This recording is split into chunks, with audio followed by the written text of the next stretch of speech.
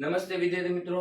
તો હવે આપણે છે ને કે બરાબર અસાઇનમેન્ટ નું સોલ્યુશન જોઈશું ગણિતનું. તો એમાં વિભાગ બી પ્રકરણ નંબર 4 અને પહેલો દાખલો સમીકરણ 2x - y = 12 ના ચાર ભિન્ન ઉકેલો મેળવો.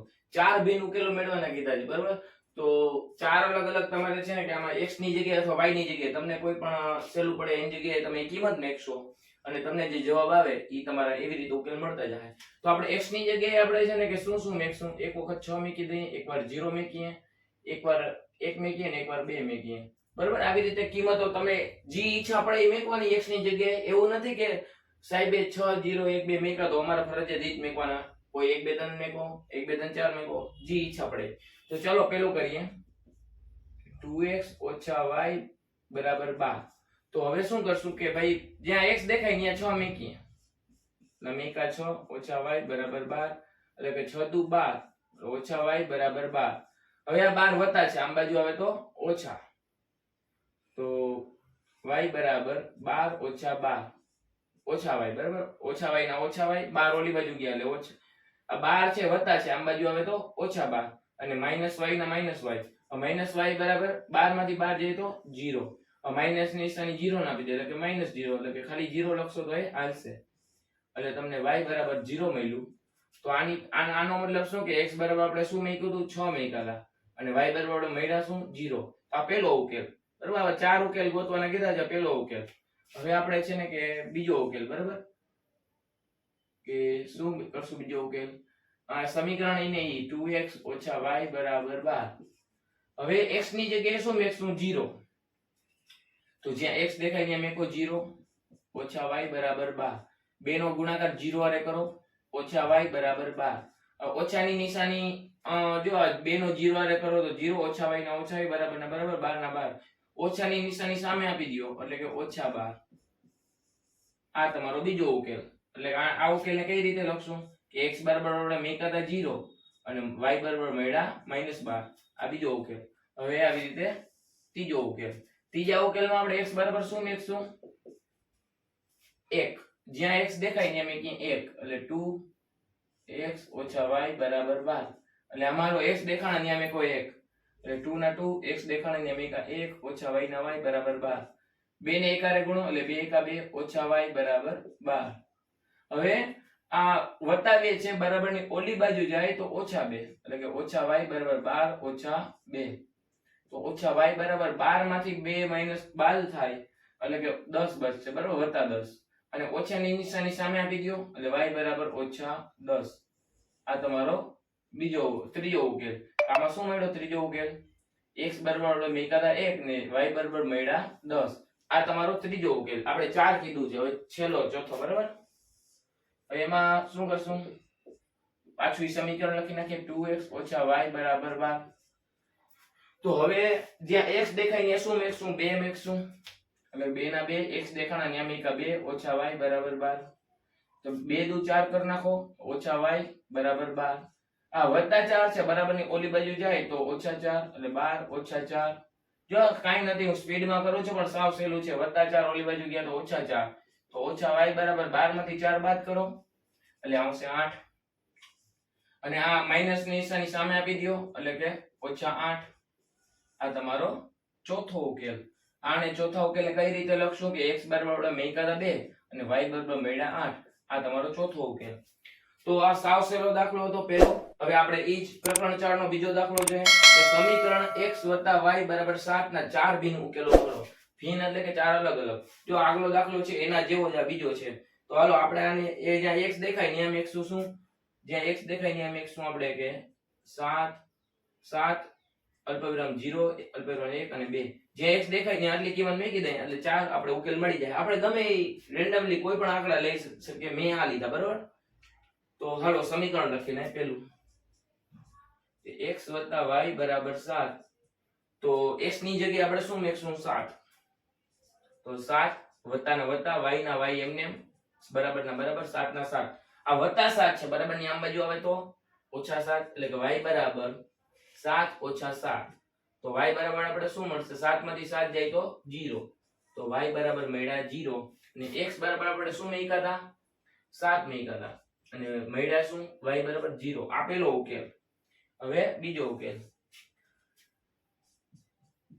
સમીકરણ પાછું ઈ ઈ સમીકરણ ઈને ઈ લખી નાખવાનું.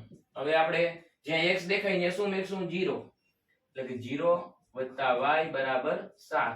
તો 0 અને y નો સરવાળો કરો તો y જ આવે, y બરાબર 7. તો આ તમારો બીજો ઉકેલ.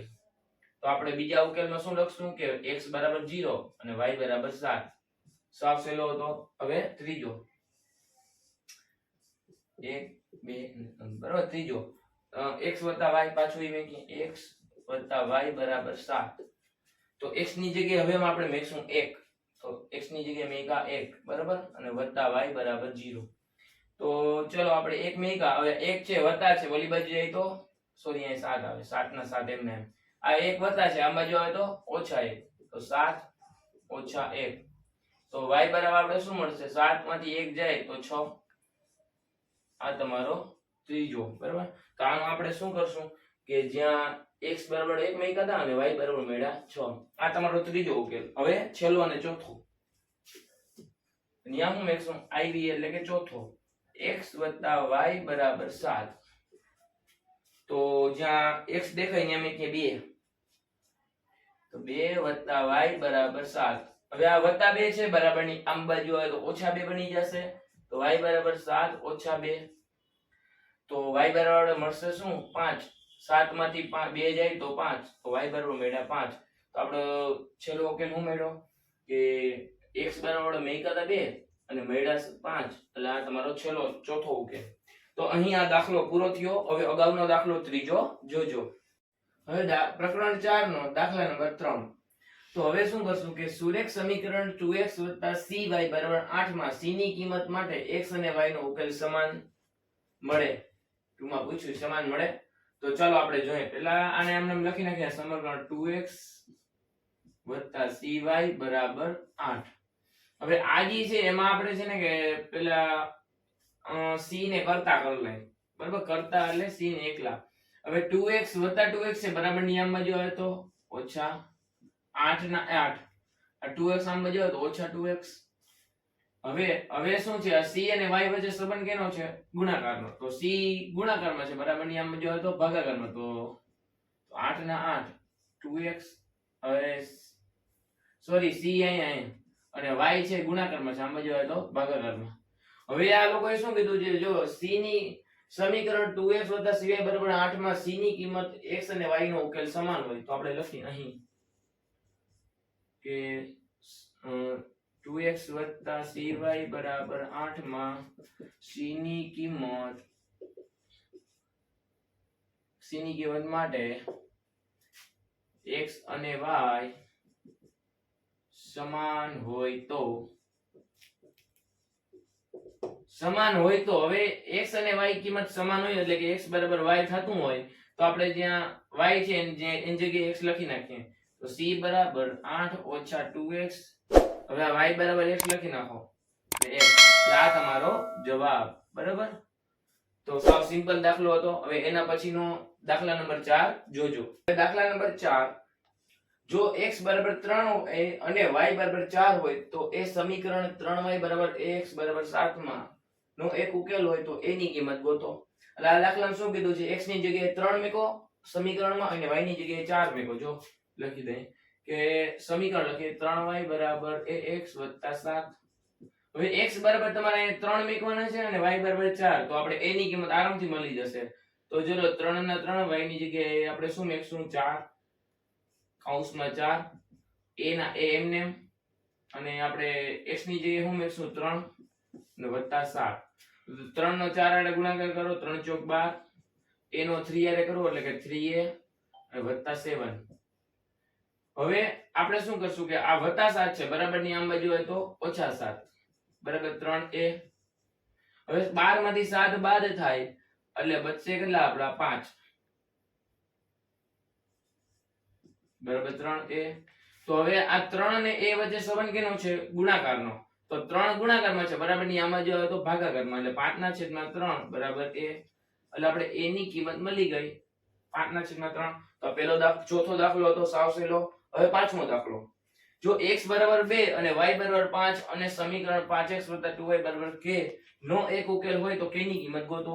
સેમ ટુ સેમ આના જેવો દાખલો છે આ પણ x બરાબર 2 મૂકવાના y બરાબર 5 તો સમીકરણ લખીએ આપણે કે 5x વત્તા 2y બરાબર k બરાબર જ્યાં હવે x દેખાય ત્યાં આપણે જોઈ જોઈને કેટલા મૂકવાના 2 એટલે કે 5 ના 5 x બરાબર મૂક્યા 2 અને 2 ના 2 y બરાબર કેટલા મૂકવાના 5 એટલે 5 બરાબર અને k ના k ચલો હવે 5 દુ 10 ગુણાકાર કરી નાખો અને 5 દુ 10 બરાબર k તો હવે 10 ને 10 20 બરાબર k તો k ની કિંમત મળી ગઈ આપણે કેટલી મળી 20 મળી તો અહીં દાખલા નંબર 5 પૂરો હવે અગાઉનો દાખલો છઠ્ઠો જોજો અને અમારી ચેનલને સબસ્ક્રાઇબ ન કરી હોય તો ખાસ સબસ્ક્રાઇબ કરો ને કરો હવે દાખલા નંબર 6 શું કીધું છે 1/6 બરાબર આ 6 છે 1/6 x બરાબર 1/4y + 3 દ્વિચલ સુરેખ સમીકરણને એ x + by + c બરાબર 0 તરીકે દર્શાવો અને તે કિસ્સામાં a b c ની કિંમત મેળવો તો આપણે છે ને કે આના સ્વરૂપે આને લખવાના છે કોને તો કે કયા સ્વરૂપે પહેલા લખી દઉં ax + by + c બરાબર 0 હવે આ સ્વરૂપે આપણે આને દર્શાવવાના છે તો કેને દર્શાવવાના છે કે 1/6 x 1/4y + 3 આ જે વસ્તુ છે ને એને આ સ્વરૂપે લખવાના છે તો ચલો આપણે લખીએ તો શું કરશું 1/6 તેમના તેમ આ 1/4y છે બરાબર ની આમાં જો આવે તો ઓછા બની જશે ને + 3 પણ બરાબર ની આમાં જો આવે 1/6x ઈ તેમના તેમ હવે 1/4y છે ને આ ઈ આમ બાજુ આવી જાય બરાબર ની તો -1/4y હવે આ +3 પર બરાબર ની આમાં જો આવી જાય તો -3 બરાબર અહીંયા કાઈ ના વધ્યું તો શું વધે 0 તો એના સ્વરૂપમાં લખાઈ ગયું હવે આમાંથી આપણે શું કરવાનું આ કિસ્સામાં a b અને c ની કિંમત ગોતો તો a કોને કહેવાશે x ના સહગુણક કોણ છે 1/6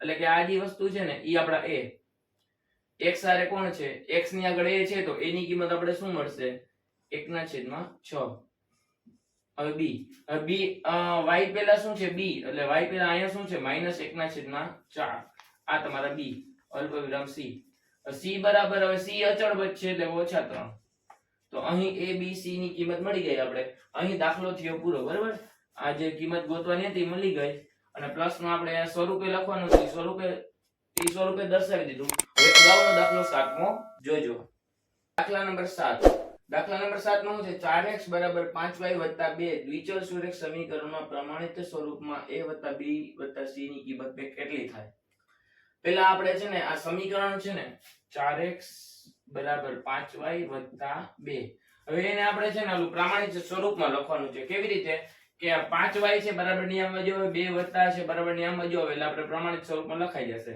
4x ના 4x આ વત્તા 5y છે બરાબર ની આમ બાજુ આવે ઓછા 5y આ વત્તા 2 છે બરાબર ની આમ બાજુ આવે ઓછા 2 બરાબર ની આમ બાજુ વધ્યું કોણ તો 5 આમ આવી ગયા 2 આવી ગયા તો વધ્યું કોણ 0 તો આ પ્રમાણિત સ્વરૂપમાં દર્શાવાઈ ગયું હવે આ પ્રમાણિત સ્વરૂપમાં દર્શાવાઈ ગયું એના પરથી આપણે a b અને c ની કિંમત મળશે તો a ની કિંમત કઈ રીતે મળશે કે x ની આગળનો જે હોય એ આપણો a એટલે 4 પછી b ની કિંમત શું મળશે y ની આગળનો જે કોઈ પણ સહગુણક હોય એ આપણો b એટલે -5 c ની કિંમત શું મળશે અચળ પદ આ -2 તો આપણે a b અને c ની કિંમત મળી ગઈ સાવ ગોતવી સહેલી છે જોઈ જોઈને જ ગોતવાની હવે a + b + c ની કિંમત કેટલી થાય એટલે કે અહીંયા ભાઈ a + b + c હવે આની કિંમત શું થાય હવે આમાં કિંમતો મેકો a ની કિંમત મેકો આમાં 4 + b ની કિંમત કેટલી થાય -5 c ની કિંમત કેટલી છે -2